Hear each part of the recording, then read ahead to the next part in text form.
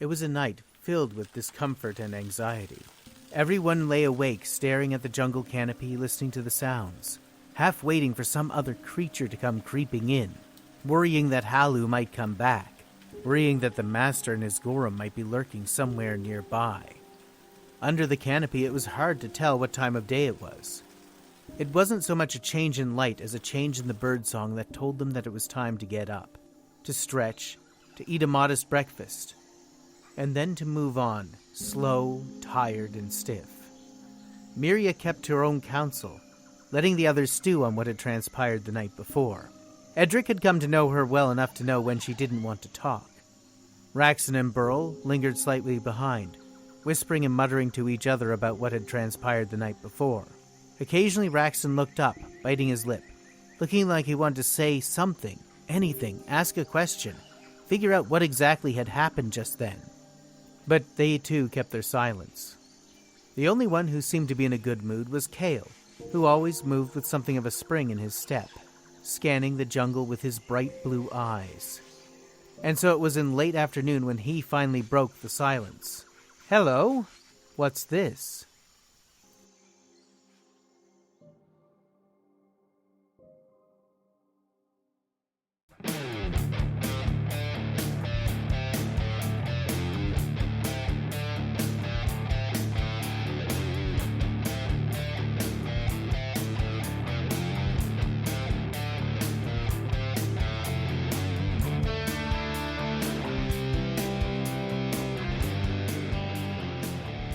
Welcome to Swords Against Madness, an experiment in gonzo storytelling and solo role-playing.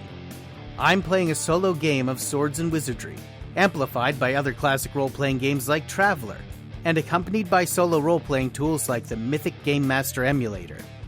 First I play the game, then I turn it into a psychedelic sword and planet audio drama for your entertainment. Swords and Wizardry is based on the original 1974 through 1977 rules to Dungeons & Dragons. It is trippy, fast-paced, and lethal, just the way I like it. There will be no protection for player characters when the dice decide that their number is up. But I do keep this story PG, or at least what passed for PG in the 1980s. If you didn't see it in Temple of Doom, Goonies, or Gremlins, you won't hear about it here. So reload that three-bladed sword. Get comfortable in your studded leather kirtle or your chainmail bikini. Fire up the wizard van. It's time to get weird.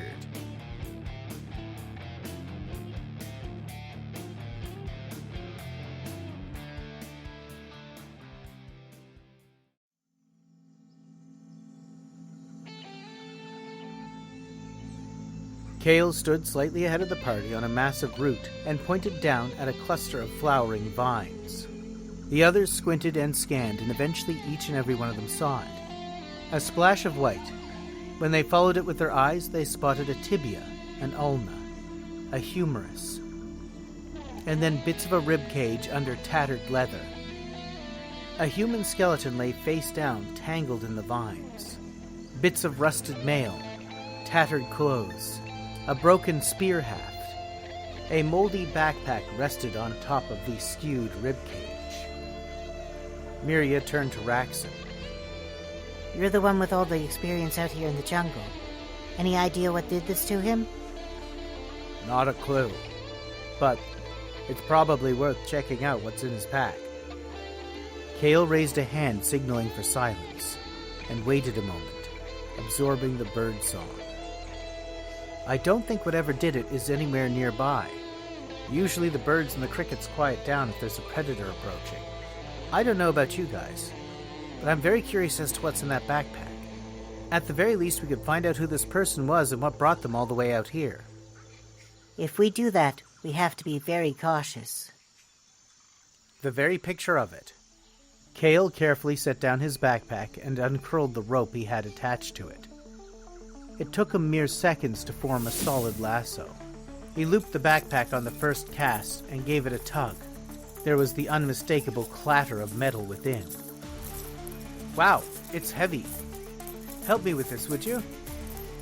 Then there was a sudden tug, and Kale was yanked off of his feet, being pulled at incredible speeds towards the corpse. Eyes following the rope could see thorny tendrils had tangled themselves in with the cord. Kale was dragged 15 feet over root and stump before he managed to let go of the rope. There was a sound like a cracking whip as a thick, thorny tendril lashed out at Kale, tearing the fabric of his tabard, exposing the mail, leaving a trail of razor-sharp thorns embedded in the links of his mail. The forest heaved and groaned as 1, 2, 3 knotted masses of plant matter began to shuffle forward towards the party, unfurling a tangle of vines being used as whip-like appendages. Kale crab-walked backwards, avoiding more snapping thorned tendrils reaching for him. Berle hefted his battle axe and charged forward to Kale's rescue. Don't worry, I'll get him. It's time for battle. With the ease that only comes from being a big, strong man and knowing it, Berle stepped to one side of the thorny vine questing for Kale and hacked it off with a single blow, a spray of green sap splattering his yellow tunic. "Hold on, cousin. We go together." The magic sword Raxon carried flashed and shimmered as he hacked away vine after vine, clearing the way for Kale to scramble free. Edryk reached under his robes and pulled out a handful of throwing knives and slung them, one after the other, trying to find the center of the tangle of vines. There were a couple of satisfying thuds as 2 of the blades found their home, but couldn't penetrate more than a few inches into the woody surface of the central knot. Miria wove her hands into intricate patterns before her, murmuring an ancient computer code. As she did so, a shimmering ball of light appeared at her fingertips. Then, locking her eyes on the nearest plant creature, she unleashed it with a force of will. The silvery ball streaked in and around her allies, deftly dodging arms and legs as they thrashed, and struck the thing's center mass. The mote of light bored into the center of it, and then there was an inner explosion, and the central knot of the vine creature exploded in a shower of hot, green sap. By then, the 2 remaining knots of thrashing vines had gotten close, and with whip-like speed, snapped and cracked around the fighters.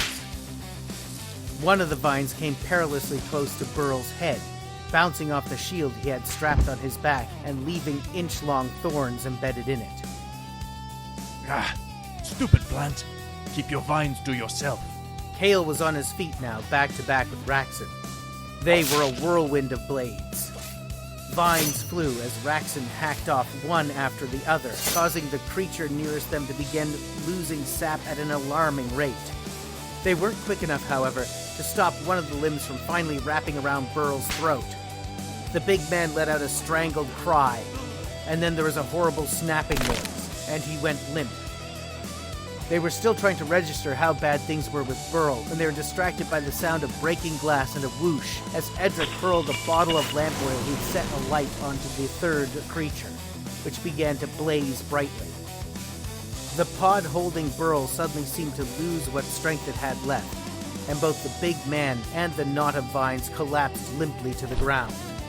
Crying out grief for his fallen cousin, Raxon rushed the third one and drove his blade into the middle of its meaty center with a thunk. Then pulled out the blade, releasing a torrent of sap.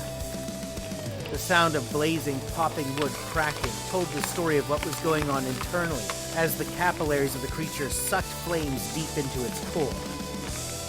Kale leapt in quickly enough to slash several other vines as they reached out to grab hold of Raxon. They pulled back just in time for 3 of Edryk's daggers each to sink into the trunk. There was suddenly a mighty pop, and the central pod split open and leaked the last of its boiling sap to the ground, throwing sweet-smelling steam into the air. There was a beat as everyone looked around, trying to make sure that nothing else was moving, and then Raxon threw himself to his knees next to Berle. "Come on, Berle. Don't tell me your stupid thick-neck couldn't take that. Wake up! Wake up! Come on, cousin. Come on, wake up.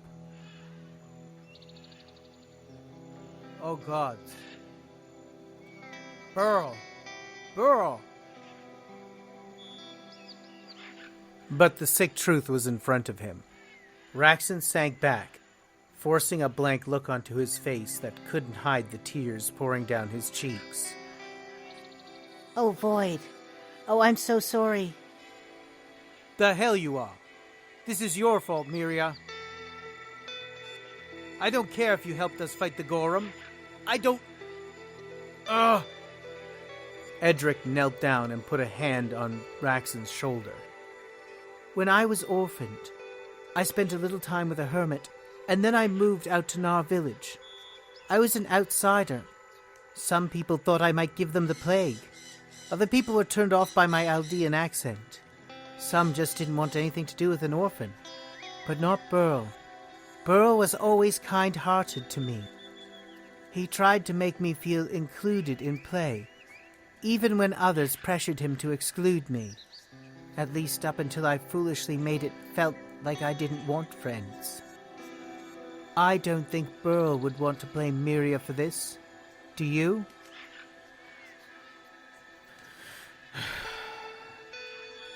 You're right. Of course you're right. Miria, I want you to mark this spot so that we can come back and... when this is all done, I can bury my cousin. You understand me? And once we've found your machine, I am done. I'm taking the sword and I'm keeping the rest of my kin safe. That's why I'm here. And whatever you do with this machine, whatever it is you are planning on doing for our island, I want you to make sure that Berle gave his life to make sure that the whole community's safe. Do you hear me? I want you to make sure we're all safe. Miria conjured up a hologram of a map of the island and placed a pin where they currently were located. I won't settle for anything less.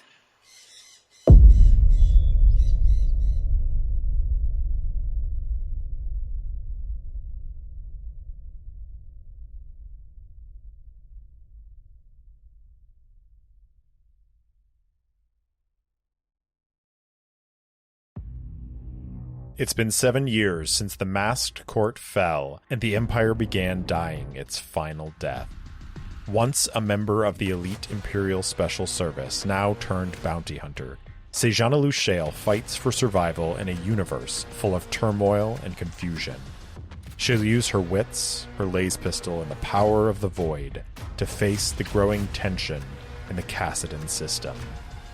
This is Steve Morrison of the Errant Adventures podcast, and on this new season, I'm using the tabletop RPG Traveler to bring to life my own space opera setting, full of bounty hunters, religious zealots, and people struggling to survive and find joy in the dying lights of an intergalactic empire. Join me for this new adventure, and welcome to Book 1, Meridian. I'll see you out in the deep.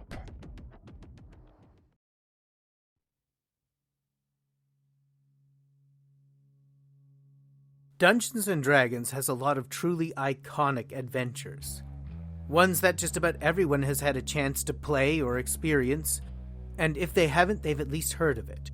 The Dungeon Beneath the Ruined Tower of Xenopus, the Keep on the Borderlands, the Temple of Elemental Evil, the Expedition to the Barrier Peaks, the Vault of the Drow.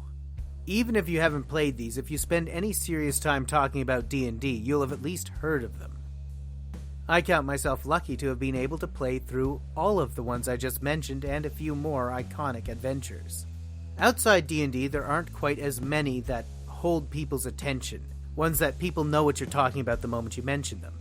Maybe Mask of Nyarlathotep for Call of Cthulhu, Harlequin or Renraku Arcology Lockdown for Shadowrun, possibly Dead Planet for Mothership. But if there's one system related to D&D that produces as many iconic adventures, it has to be Dungeon Crawl Classics RPG. The guys over at Goodman Games who make DCC really know how to build a culture, build a game experience, and build a module that sticks with you. Originally, Dungeon Crawl Classics was a series made for Dungeons & Dragons 4th edition. But the guys at Goodman got frustrated because it wasn't the experience they were looking for in D&D. And so they created their own role-playing game, Dungeon Crawl Classics RPG.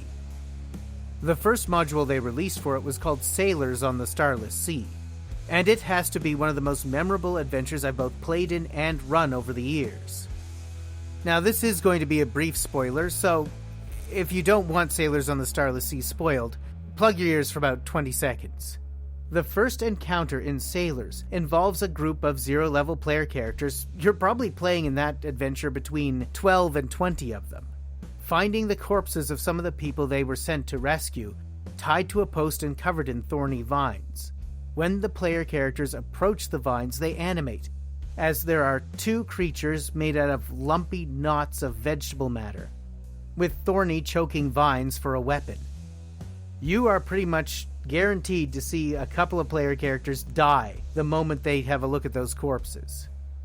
Given that I was having an adventure in a jungle, I desperately wanted to incorporate those vine horrors.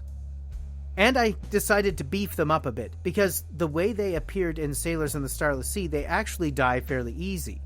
Or they would if player characters weren't squashy 0-level characters with no bonuses to attack or damage and using farm implements for weapons.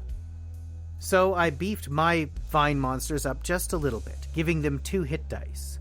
I didn't actually think they'd be that big a threat to the party when I slapped them on the random encounter table. But during that last fight, I rolled a ton of 20s.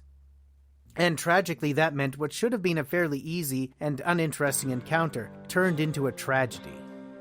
If you're interested in my slightly souped-up version of the vine horror, which I call the Strangling Vine, I'll be putting it on the bestiary page of my website. I also have to admit that I was really sad for Berle's death. It happened in a round where I tied for initiative, so everything was going on all at the same time. I'd rolled for the party first, and the monster that killed Berle was already as good as dead. More than that, he was dropped to exactly 0 hit points. Now, generally speaking, when you hit 0 hit points, you're dead, but that isn't always the case in D&D. In later editions, of course, they introduced the idea of negative hit points, and then death saves, that your character was bleeding out and on death's door when they were at 0 hit points. But even in many of the early editions, hitting 0 meant that your character was out of commission, and whether or not 0 hit points meant death depended on how they got there. If a character had hit 0 hit points because of poison, a slow poison spell or a neutralized poison spell could resurrect them and get them up and moving again if it was applied within time. And at the very least for AD&D 2nd edition, if not earlier, I'm a little hazy. I know that I used officially published optional rules for giving the kiss of life to a character who had hit 0 hit points because of drowning. I didn't really want to lose Berle so quickly. And because he'd hit 0 hit points, I had to ask myself, this guy hit 0 hit points because something was strangling him.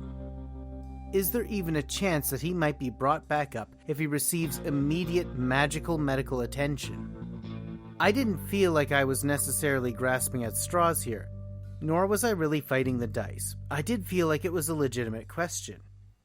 Here's what I put down in my journal. Berle was knocked to exactly 0 hit points and cut free simultaneously to taking the damage. Is there a chance to save him and restore him to 1 hit point? I set the odds to very unlikely, and with a chaos factor of 3, that gave a very slim chance for Berle to still be alive. What I rolled was an 83, which meant an extreme no. Berle wasn't just down for the count, he was extremely dead. In this case, I decided that his neck had been completely broken.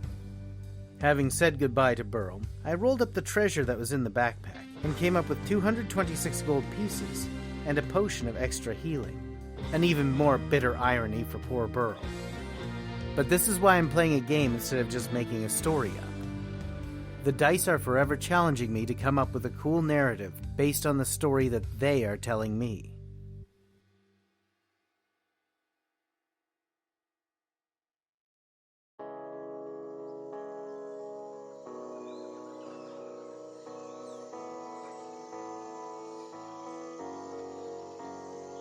The party placed Berle to rest in a hollow tree, making sure to mark it so he would be easy to find for the trip home.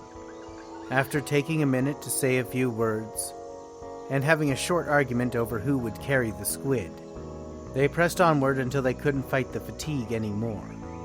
They set up camp wordlessly, each keeping their own counsel, none of them telling the others that they had the distinct feeling that they were being watched. The next day had a gentle breeze and a soft patter of rain on the upper canopy that never quite reached them. Not being able to take the silence for too much longer, Edryk struck up several conversations, getting everyone to talk a little bit about themselves, even persuading Miria to give the squid a voice so it could speak its mind from time to time. Slowly and surely, Edryk worked to lift the pall that had fallen over the party. By midday, heads were up, and feet were no longer dragging. At some point, Miria managed to warm up enough to begin to tell stories of her exploits as a smuggler in space, to the wonder and entertainment of her fellows. As you can imagine, I felt like I was going nowhere, and it was driving me crazy. I mean, when you do business with aliens all the time, you have to expect things to sometimes seem a little rude when they're not intending to, but this silence was absolutely killing me. So finally, I lose my temper, and I slammed my hands down on the table and stood up to leave. And suddenly, he turned around, and he says to me, "I'm sorry, lady, were you speaking to me?" And I said, "Yes, we've been having a conversation for like an hour and a half." And he says, "What do you mean? I haven't said anything to you." So I hold up my gauntlet and I say, "Look, here's a transcript of everything that my universal translator has been saying you've been saying." And he says, "No, seriously, lady, I haven't said a word to you. I had no idea you were talking to me." Then what is all this I've been hearing? And then it occurs to me that I've been talking to his behind the whole time. And my translator was, well, translating gas as language. I said, "I'm sorry. I thought that was your head." Please tell me you didn't say that. Oh, I did. I had realized what I said like a split second after it came out of my mouth.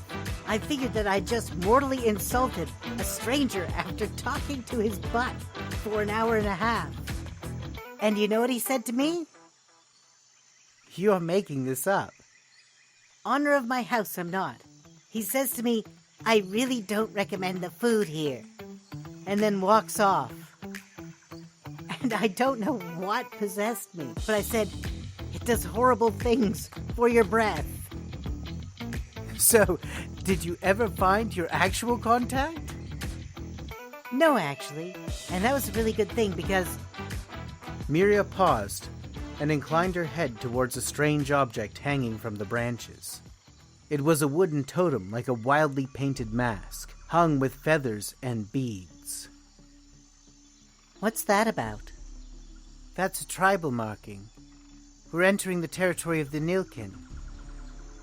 Another community here on Nar? After a fashion.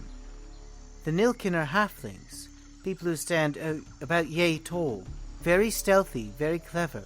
We live in peace with them, and they mark their territory, but as long as we're not hunting, they don't seem to mind us coming through. The odds are really good we won't even see them. As if the jungle intended to make a liar out of him, they suddenly heard several high-pitched voices calling from nearby. They sounded alarmed, although Miria did not catch the language. As they burst through the undergrowth, they came upon a strange scene. A handful of young men and women crouched in what looked like an oversized bird nest. They wore clothing made of woven vines and branches, and each of them carrying vine baskets full of berries, flowers, and mushrooms. Stranger still was the nest itself, set in the low crook of a banyan tree. The nest glittered with what looked like bits of gold woven into the branches. As they watched, 2 more of the small people burst into the clearing, running hard as they could for their fellows, waving their arms and shouting what were clearly warnings. And then the underbrush erupted in the sound of clattering metal and heavy clawed feet hitting the earth. The creature that followed them looked like a dodo bird, only it stood taller than Berle. Its claws, its tail feathers, some of the ruff of its neck, and the edges of its beak gleamed as if made out of gold. and as the bird charged with impressive speed, it snapped its beak shut over the trailing halfling, and there was a clank of metal. Part of the halfling simply disappeared down the creature's gullet as he dropped lifeless onto the dirt to be crushed under the weight of a creature that's far heavier than even its impressive size would suggest.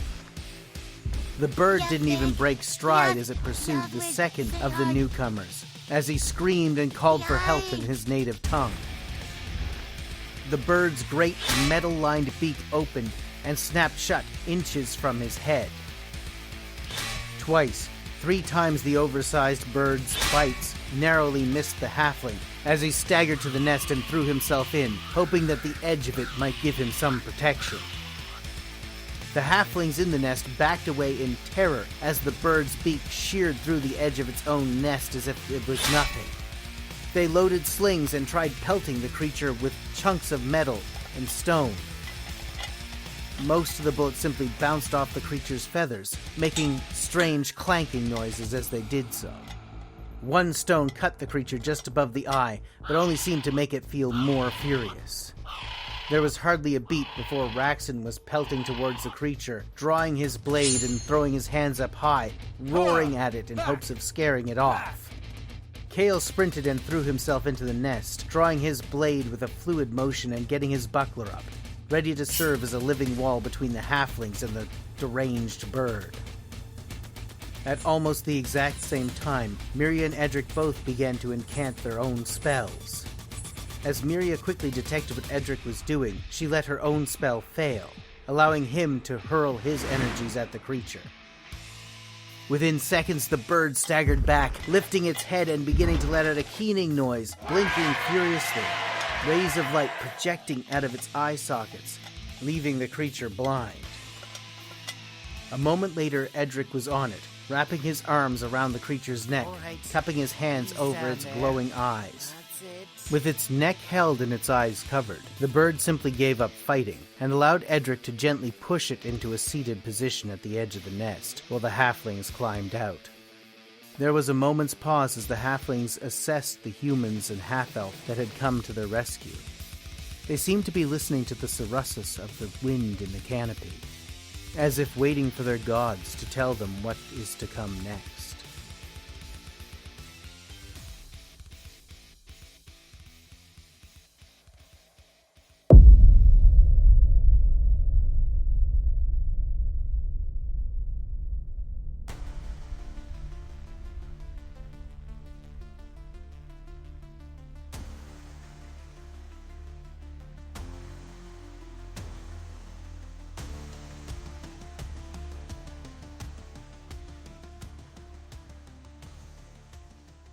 Swords Against Madness is played, written, and performed by Brian C. Rideout.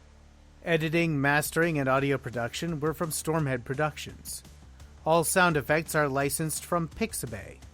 This episode features the theme song King Edward by Mr. Smith. Licensed Creative Commons by Attribution from the Free Music Archive. I also licensed the following songs from Pixabay: Underwater Mysterious Ambient by Harumachi Music, Awesome Pink Floydish Guitar by Pala 1958, Dark and Suspenseful Atmosphere by Soul Prod Music, Words of a Sermon No One Will Hear, an ambient nod to Eleanor Rigby by O'Dennehy, Western Dual Rock by Abydos Music, Iron Cathedral by JY Project, A Place of Calm and Wonder by Unique Creative Audio, Midnight Quirk by Top Flow, Ominous Tones by Universe Field, and Deadite by Anonymous. I also created the following songs using Suno: Reign of Shadows and Eternal Nightmare Initiation. This episode also features the amazing voice talent of Coop, the GM, from his podcast, Echoes of Eschaton. Thanks again, Coop. You're amazing. Finally, I want to read a very special review from John Cohen of Tale of the Manticore. Swords Against Madness is one of my favorites. Brian, the host, does a great job bringing innovation and energy to the developing story. But the real standout here is the vibe. Swords v Madness manages to make you feel like you are listening to a heavy metal comic come to life. If you enjoy weird sci fantasy, this is a must listen. That is the highest praise I could have ever asked for this podcast. I love my heavy metal comics, and they are a huge inspiration. As are you, John. Thank you. If you want to see maps, spells, monsters, and character sheets, you can find them at swordsvmadness.stormheadproductions.ca. And if you want to get in touch with me, email Brian at stormheadproductions.ca. Or get in touch on X at swordsvmadness. And until next time, play hard, roll high, and think weird.